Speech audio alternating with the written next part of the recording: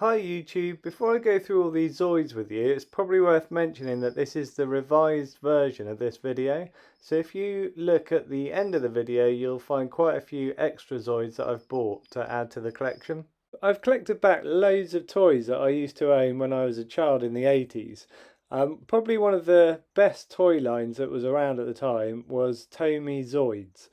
I'm just going to go through in this video and show you all the different ones that you could get back in the day, and I'm just going to put names to them. So any of you who are collectors can have a look through this video and get names for the Zoids that you're after.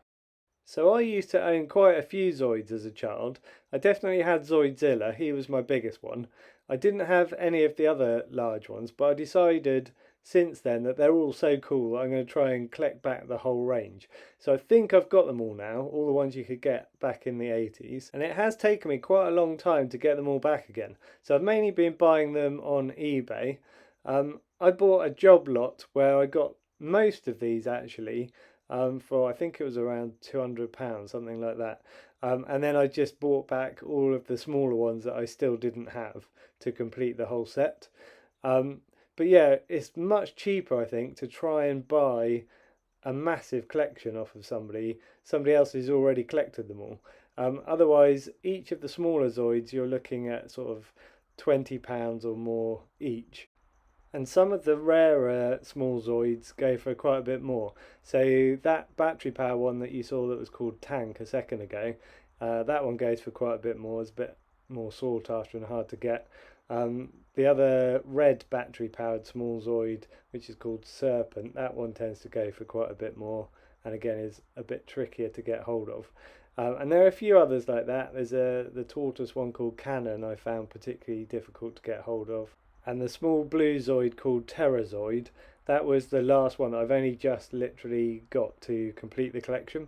So pretty much all of the small Zoids, apart from those two that take batteries, are wind-up. They've all got these tiny little wind-up mechanisms, and they don't go for very long before the wind-up mechanism stops, but it's just enough to give them a bit of movement, and they're quite fun. They all move in different ways, and yeah, there's a lot of them based on dinosaurs. There are some that are based on, you know, reptiles or insects or elephants and things like that. So they're all really quite cool. And there's a couple that go in the water. So this one that you're seeing here, you've got Hydrazoid, and the other one next to it you'll see in a second called Aquazoid. They came with like polystyrene floats in those sort of side tubes, and that made them really fun back in the day because it meant you could put them in the bath with you, wind them up and watch them swim along. I don't think I'd want to do that now because I'd worry about parts going rusty and things, but it was really good fun back in the 80s. This one, Kroc, this was one that I had as a child as well, and that was one of my favourites. I just loved all the detail on it. So this is that Tortozoid called Cannon, or sometimes it's called Cannon Tortoise. But that one is, yeah, I found it really hard to get hold of. This Scorpion one I can remember not really liking very much as a child because the colour scheme was slightly different. It's different sort of blues and greys compared to a lot of the other blue Zoids. So I didn't feel that it kind of went in as well. And it had the sort of orange cockpit cover as well. But actually it's grown on me since then, and now I really like it. I mean, I like scorpions anyway, and all kinds of creepy crawlies. So anything like that is, yeah, I'm bound to end up being a fan of it. So that's it for the blue Zoids. I'll show you the red Zoids next. So all of the sort of bigger Zoids took batteries. I think they pretty much all took C-size batteries, so quite big. They lasted for quite a long time. A lot of them had like flashing lights and that kind of thing, and yeah, really good fun. You do have to be careful with these now because, you know, bits do kind of fall off them and things, so it's important to try and make sure that you've got complete specimens before you buy them, because if you buy them and there's a bit missing, trying to source the parts can be really hard. So yeah, make sure you get it complete in the first place is my advice to you. So that's the three main kind of big red Zoids, and then you got all the small ones again. So this is the one called Serpent. I'm not particularly keen on this one because it's got greenish coloured wheels, which again don't tie in really with the rest of it. But there is another version of Serpent which is exactly the same, but the wheels are more that kind of silvery colour of the other Zoids. So I think what I'm going to try and do is just source a pair of wheels for him and put those on. But like I say, he was one of the more expensive Zoids. I think he tends to go for more like £50, something like that. So yeah, I will try and get the grey wheels though, because it'll tie in so much nicer with all the rest of the Zoids. Some of the larger Zoids do go for something like over £100 each on eBay, depending on their condition. If you're trying to get them all in boxes, they tend to go for a lot more. So I decided right at the beginning not to try and collect any of them in boxes. I've got quite a lot of instruction booklets that came with these, so I collected all of those up. But the boxes I'm not too fussed about because they just take up a lot of space. So I just wanted the actual Zoids themselves. It's probably worth mentioning as well that these Zoids, if you keep them in sunlight or in bright light, they can fade or yellow. So what I do is I keep them in a dark cupboard, which is sealed to the light. No light gets in apart from occasionally when I open the door to show people. I think that is important because some people I know like completely dismantle these when they buy them, dismantle them all down and just put them either back in the boxes they came in originally, or just put them in sealed plastic tubs or something like that and store them like that. But I like to be able to see mine, so every so often I can open my cupboard door and just have a look at them all. It just takes me instantly back to my childhood.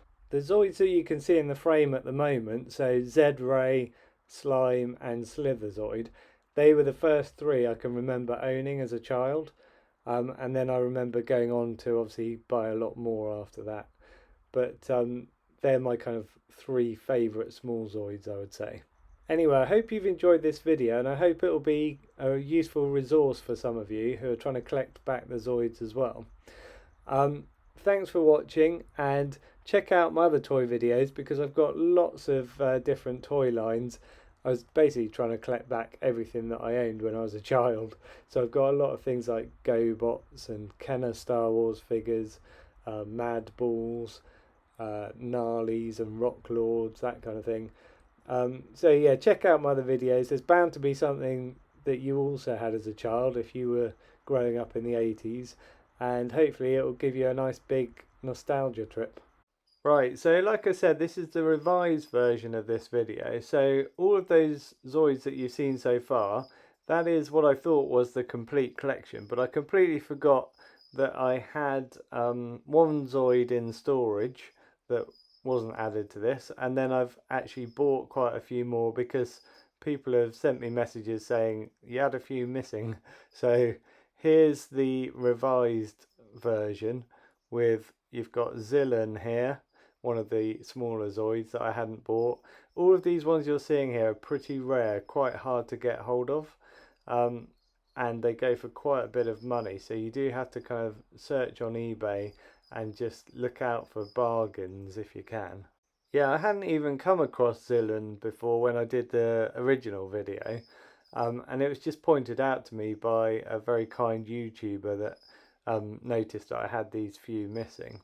And what's really cool is that particular YouTuber kept in contact with me and let me know when a few came up on eBay. So then we've got this one, Zor. It's like a mini version of Gore the Law Protector, little gorilla. Really cool little Zoid, and again I hadn't even seen it when I made the first version of this video. Oh, this is Zarwolf. Zarwolf was in the last lot as well, but he's a Super 1000 Zoid. So these were released a bit later, and I had the Zarwolf when I was a kid and I really loved him. This is one called Zare. Again, this is a Super 1000 Zoid. I wasn't going to collect those, but actually I really like this bear one. I'm not so keen on these next couple. So we've got this one here, Zolkon, and it's a slightly pinker red colour, and it just doesn't tie in really, I don't think, with the original looking Zoids. It's a much more kind of stylised look to it as well, I think. Same with this next one called Dramadon. It just has a different kind of feel to the shape. Weirdly though, I did have both of these Zoids. I'd actually bought them in with that massive job lot originally, and I had just put them in storage because I thought they weren't early versions of Zoids. I thought they came much later. But yeah, they're both Super 1000 Zoids as well. Okay, then we've got this one called Zaber. This one, again, I didn't realise that it even existed until somebody pointed it out to me. But I'm glad they did because it's such a cool looking Zoid. It's a saber-toothed tiger and it's battery powered, one of the larger blue Zoids. Then we move on to what is probably my favourite of all of the Zoids, this one called Red Scavenger. I just love it. It's like a sort of a big woodlouse type thing, and it's got two little platforms on the back so it can kind of carry other Zoids around. And it's got really cool movement to it as well. Again, battery powered red Zoid. And this one I was really annoyed about because in my original video that I did, I hadn't included it, but I did actually own it. It was just in storage. I'd had it in a box and I completely forgot to get it out and put it in the original video. But anyway, it's in this one. So hopefully this gives you some idea of all of the Zoids. There are a couple more that I would like to get just to feel like I've completed the entire collection. So there's Black Rhinos, another Super 1000 Zoid. I wasn't going to collect the Super 1000 Zoids, but now that I've got most of them, I might as well get these last couple. And then there's this one, Cyberdon. Doesn't look anything like the original 80s Zoids, but I'll get it anyway just to complete the entire collection. Okay, I just want to end by thanking the YouTuber who messaged me to let me know about the final Zoids that I needed to complete my collection. He also very kindly sent me these silver wheels for my Serpent Zoid. Do you remember it had the green wheels before? These silver wheels just tie in so much nicer with the colour scheme of all the original 80s small Zoids. Okay, I hope you've enjoyed this video and I hope it's a useful resource for some of you collectors out there. Hit subscribe to see any videos that I post in the future. Thanks for watching and I'll catch you in the next video.